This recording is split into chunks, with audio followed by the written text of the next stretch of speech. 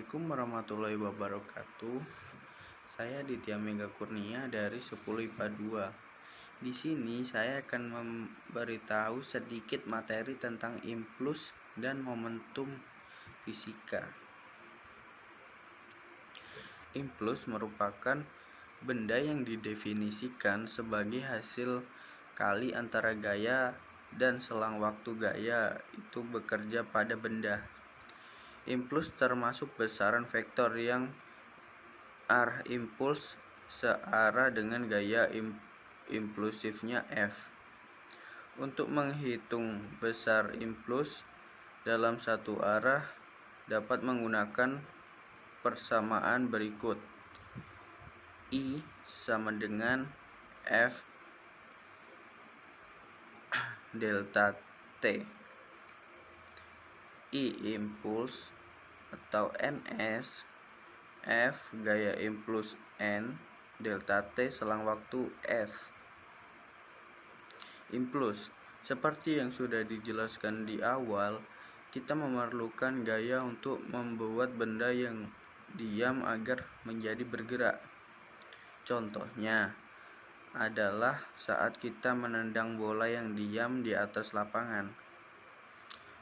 Bola akan melesat saat kita tendang.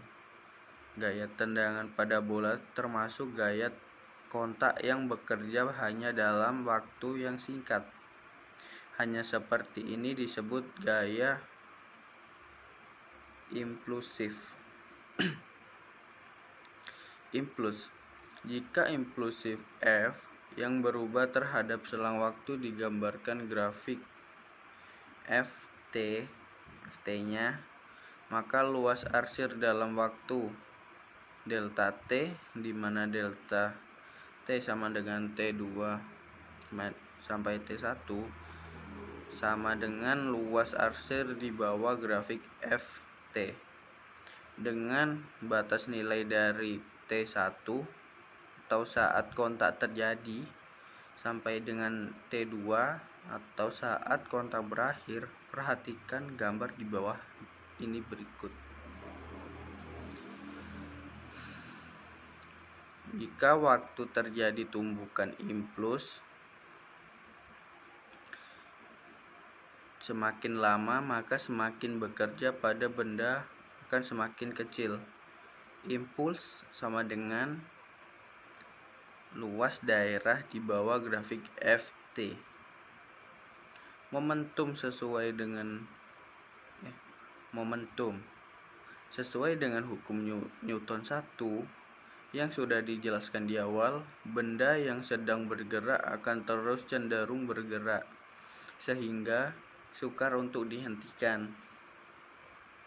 Momentum adalah ukuran kesukaan untuk menghentikan suatu benda yang sedang bergerak. Setiap benda yang bergerak pasti memiliki momentum. Momentum merupakan hasil kali antara massa dan kecepatan benda. Karena kecepatan merupakan besaran vektor, maka momentum juga termasuk besaran vektor yang arahnya sama dengan arah kecepatan benda. Momentum. Secara matematis, momentum dirumuskan sebagai hasil kali massa dan kecepatannya. Rumusnya P sama dengan M titik V. P momentum atau kilogram M atau S. P sama dengan M kali V.